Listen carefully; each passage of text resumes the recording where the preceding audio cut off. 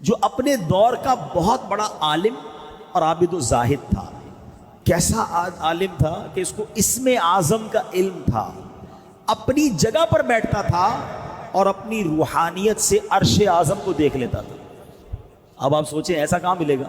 مستجاب الدعوات تھا، اس کی دعائیں بڑی قبول ہوتی تھیں، اس کے بہت سارے شاگرد بھی تھے. اب کیا ہوا، حضرت موسیٰ علیہ السلام کا دور آیا، قوم جبارین سے جہاد کرنے کے لیے بنی اسرائیل کے لشکر روانہ ہوئے. تو اس شخص کا نام کیا تھا؟ بلعم بن باعورہ. ٹھیک ہے، قرآن میں اس کا واقعہ موجود ہے. اتنا نیک آدمی، اتنا مقبول آدمی. اب بلعم بن باعورہ کے پاس اس کی قوم گھبرائی ہوئی آئی اور کہا کہ حضرت موسیٰ علیہ السلام ایک بہت بڑا طاقتور لشکر لے کر ہم پر حملہ آور ہو رہے ہیں اور وہ چاہتے ہیں کہ ہماری زمینوں سے نکال کر یہ زمینیں جو ہے وہ بنی اسرائیل کو دے دیں.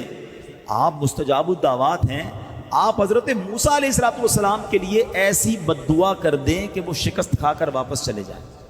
اب یہ کانپ گیا، اس کو معلوم تو تھا کہ وہ اللہ کے نبی ہیں. تو وہ کہتا ہے تمہارا برا ہو خدا کی پناہ، تم جانتے ہو کس کے بارے میں بات کر رہے ہو؟ حضرت موسیٰ علیہ السلام تو اللہ کے رسول ہیں، میں ان کے خلاف کیسے بد دعا کر سکتا ہوں؟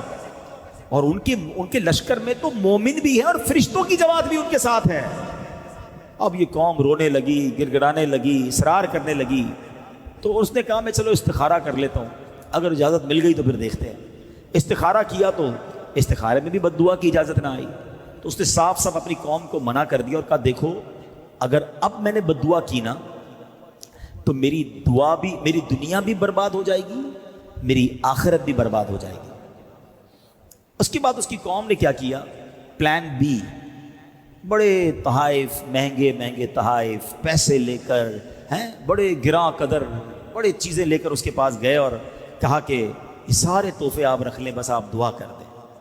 اب حب مال کی محبت یہ آنکھوں پر ایسا پردہ ڈال دیتی ہے کہ جب پیسہ سامنے نظر آتا ہے بندے کو دنیا کی چیزیں نظر آتی ہیں.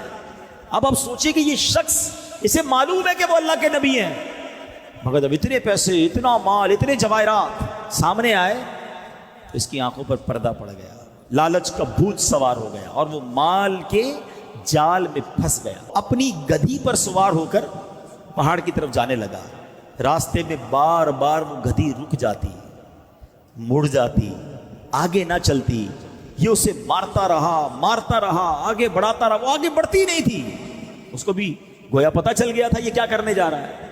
اب اللہ کریم نے اس جانور کو بولنے کی طاقت دی اور وہ جانور پتہ ہے اس کو بلعم بن باعورہ کو، یعنی ایک انڈیکیشن بھی دیا گیا اسے، ایک آخری وارننگ بھی دی گئی کہ اس جانور نے کہا اے بلعم بن باعورہ تو کدھر جا رہا ہے؟ میرے آگے فرشتے کھڑے ہیں، میرا راستہ روک رہے ہیں، میرا منہ دھکیل رہے ہیں پیچھے کی طرف. اے بلعم تیرا برا ہو تو اللہ کے نبی اور مومنین کی جماعت پر بد دعا کرے گا؟ اللہ اکبر. اس کے باوجود بلعم بن باعورہ واپس نہیں ہوا. کیسا پردہ ہوگا. ہائے ہائے ہائے. اب جناب وہ پہاڑ پر چڑھ گیا. حسبان نامی پہاڑ اس پہاڑ کا نام تھا. اور بلندی سے حضرت موسیٰ کے لشکروں کو دیکھا، کیونکہ اب لشکر قریب آ گئے تھے کہ بڑے سے لشکر آ رہے ہیں، اور اس نے بد دعا کرنا شروع کر دی. مگر رزلٹ کیا ہوا؟ اللہ کی شان دیکھو، وہ بد دعا ان کے لیے کرتا تھا مگر اس کی زبان سے وہ الفاظ نہیں نکلتے تھے، اپنی قوم کے لیے بد دعا نکلتی تھی. اب کیا ہوا؟ یہ دیکھ کر اس کی قوم نے ٹوکا کہ تم کیا کر رہے ہو؟ تم تو ہمیں ہی بد دعا دے رہے ہو. ہم نے پیسے دیے، ہم نے مال دیا کہ حضرت موسیٰ کے خلاف بد دعا کرو، تم ہمیں ہی بد دعا دے رہے ہو. وہ کہتا میری قوم، میں کیا کروں مجھے سمجھ نہیں آ رہا، میں بولتا کچھ ہوں اور زبان سے نکل کچھ اور رہا ہے. اب یہ بات کر ہی رہا تھا کہ اس پر اللہ کا غضب نازل ہو گیا. اس کی زبان لٹک گئی، سینے پر آ گئی. اس وقت بلعم بن باعورہ نے رو رو کر اپنی قوم سے کہا کہ افسوس، میری دنیا اور آخرت دونوں برباد ہو گئی، میرا ایمان جاتا رہا اور میں قہر قہار اور غضب جبار میں گرفتار ہو گیا. اب میری کوئی دعا قبول نہیں ہو سکتی، میں برباد ہو گیا. اب اس مکار نے، اس برباد شخص نے کہا کہ میں تو ہو گیا برباد، اب میں تمہیں ایک طریقہ بتا دیتا ہوں. دعا تو میری کامیاب نہیں ہوئی، لیکن تم اگر حضرت موسیٰ علیہ السلام کے لشکروں کو شکست دینا چاہتے ہو تو تم لوگ ہزاروں خوبصورت لڑکیوں کو بہترین کپڑے اور زیورات پہناؤ اور بنی اسرائیل کے لشکر میں بھیج دو. اس لشکر میں کسی ایک شخص نے بھی غلط کام کر لیا تو پھر اس لشکر پر عذاب نازل ہو جائے گا، اس لشکر کو شکست ہو جائے گی۔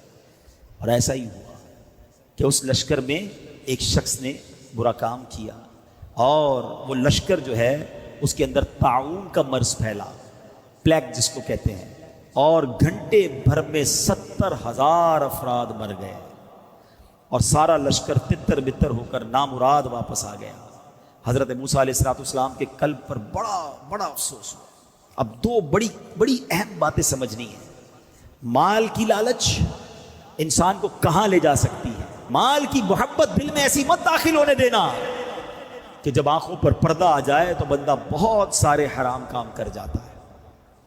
اور دوسری چیز جو اس واقعے سے سیکھنے کو ملی نا، کہ چاہے بہت اچھے کام ہم کر رہے ہوں مگر کبھی کبھی ایک حرام کام، اللہ کی ایک نافرمانی، اس میں ایسی بے برکتی اور نحوست ڈال دیتی ہے کہ سارا کام برباد ہو جاتا ہے۔ آج ہم کہتے ہیں ہماری مہنگائی کمر توڑ رہی ہے، کبھی سیلاب آ جاتا ہے، کبھی زلزلہ آ جاتا ہے، کبھی آگ لگ جاتی ہے، ہر روز بری خبریں کیوں سن رہے ہیں ہم اپنے اعمال بھی تو دیکھیں نا۔ اس میں ایک بندے نے بدکاری کی، پورا لشکر تباہ ہو گیا۔ آج بدکاریوں کے اڈے بن گئے ہمارے ملکوں میں، آج بے حیائی کے کاموں کی یلغار۔